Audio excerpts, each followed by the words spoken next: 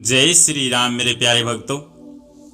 आज श्याम के रामायण पाठ में आप सभी का स्वागत है। आइए शुरू करते हैं रामचरितमानस बालकांड के 235वें दोहे के हिंदी अनुवाद से। पति को इष्ट देव मानने वाली श्रेष्ठ नारियों में हे माता, आपकी प्रथम गणना है। आपकी अपार महिमा को हजारों सरस्वती और शेष जी भी नहीं कह सकते। हे भक्तों को मुंह मांगा वर देने वाली, हे त्रिपुर के शत्रु शिव जी की प्रिय पत्नी, आपकी सेवा करने से चारों फल सुलभ हो जाते हैं। हे देवी, आपके चरण कमलों की पूजा करके देवता, मनुष्य और मुनि सभी सुखी हो जाते हैं।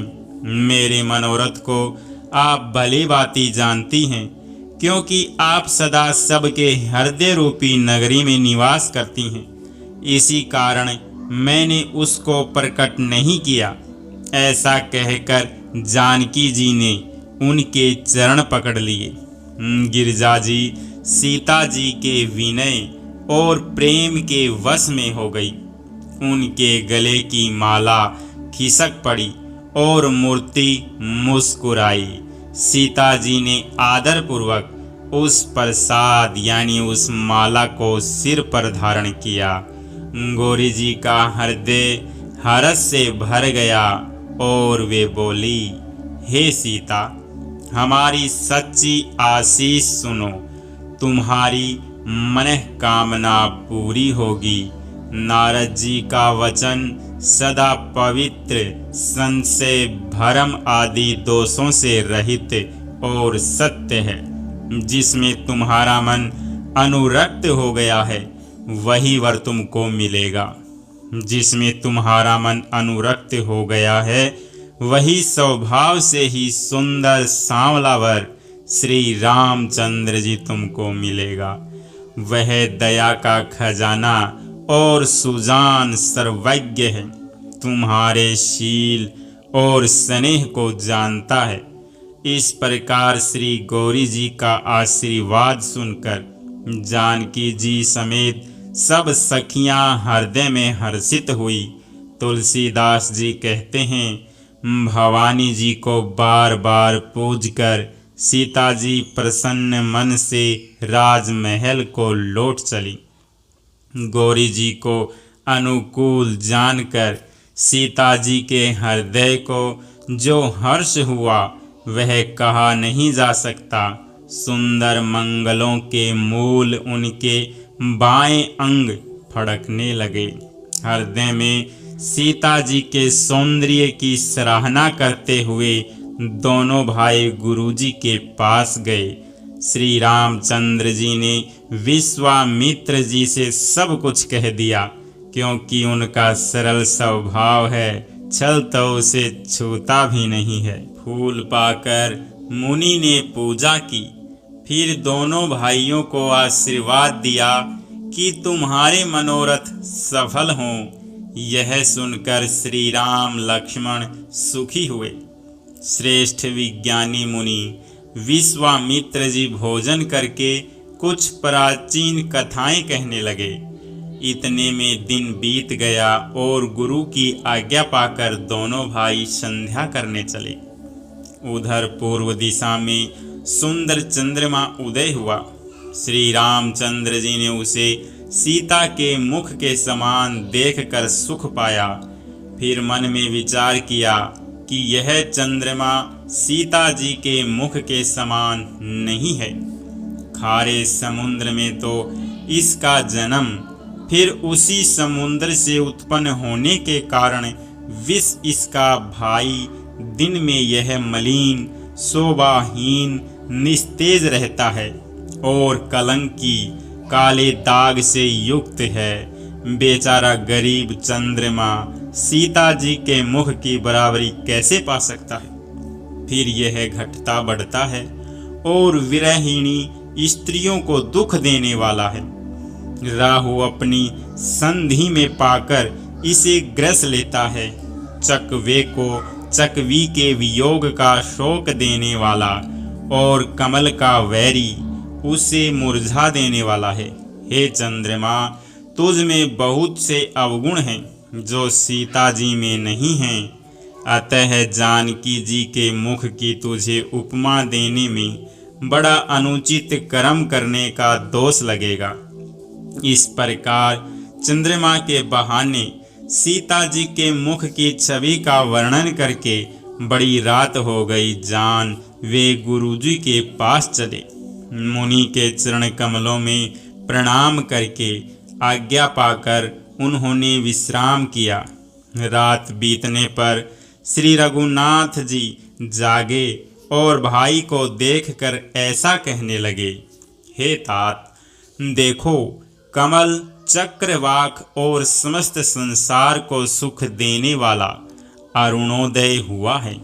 लक्ष्मण जी दोनों हाथ जोड़कर प्रभु के प्रभाव को सूचित करने वाली कोमल वाणी बोले। अरुणोदय होने से कुमुदिनी सकुचा गई और तारागणों का प्रकाश फीका पड़ गया। जिस प्रकार आपका आना सुनकर सब राजा बलहीन हो गए हैं, सब राजा रूपी तारे उजाला मंद प्रकाश करते हैं, पर वे धनुष रूपी महान अंधकार को हटा नहीं सकते। रात्रि का अंत होने से जैसे कमल, चकवे, भोरे और नाना प्रकार के पक्षी हर्षित हो रहे हैं, वैसे ही हे प्रभु, आपके सब भक्त धनुष टूटने पर सुखी होंगे। सूर्य उदय हुआ, बिना ही परिश्रम अंधकार नष्ट हो गया, तारे छिप गए, संसार में तेज का प्रकाश हो गया। हे रघुनाथ जी, सूर्य ने अपने उदय के बहाने सब राजाओं को प्रभु का प्रताप दिखलाया है। आपकी भुजाओं के बल की महिमा को उद्घाटित करने यानी खोल कर दिखाने के लिए ही धनुष तोड़ने की यह पद्धति प्रकट हुई है। भाई के वचन सुनकर प्रभु मुस्कुराए।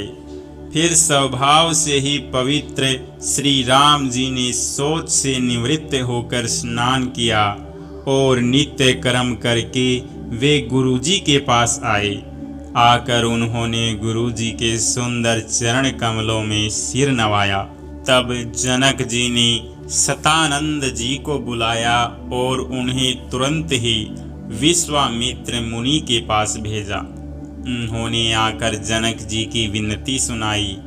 विश्वामित्र जी ने हर्षित होकर दोनों भाइयों को बुलाया।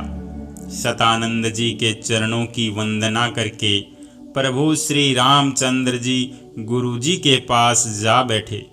तब मुनि ने कहा, हे तात, चलो, जनक जी ने बुलावा भेजा है, चलकर सीता जी के स्वयंवर को देखना चाहिए। देखें ईश्वर किसको बड़ाई देते हैं।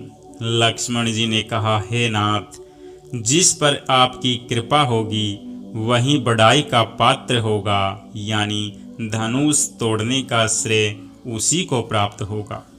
इस श्रेष्ठ वाणी को सुनकर सब मुनि प्रसन्न हुए। सभी ने सुख मानकर आशीर्वाद दिया। फिर मुनि के समूह सहित कृपालु श्री रामचंद्र जी धनुष यज्ञशाला देखने चले। दोनों भाई रंगभूमि में आए हैं। ऐसी खबर जब सब नगरवासियों ने पाई, तब बालक, जवान, बूढ़े, स्त्री, पुरुष सभी घर और काम काज को भुलाकर चल दिए। जब जनक जी ने देखा कि बड़ी भीड़ हो गई है, तब उन्होंने सब विश्वास पात्र सेवकों को बुलवा लिया और कहा, तुम लोग तुरंत सब लोगों के पास जाओ और सब किसी को यथा योग्य आसन दो। उन सेवकों ने कोमल और नम्र वचन कहकर उत्तम, मध्यम, नीच और लघु सभी श्रेणी के स्त्री पुरुषों को अपने अपने योग्य स्थान पर बैठाया। जय श्री राम। मेरे प्यारे भक्तों, आज के रामायण पाठ को इतने भाव से सुनने के लिए आप सभी का बहुत बहुत धन्यवाद। मिलते हैं कल सुबह के रामायण पाठ में। तब तक के लिए आप सभी का बहुत बहुत धन्यवाद। जय जय श्री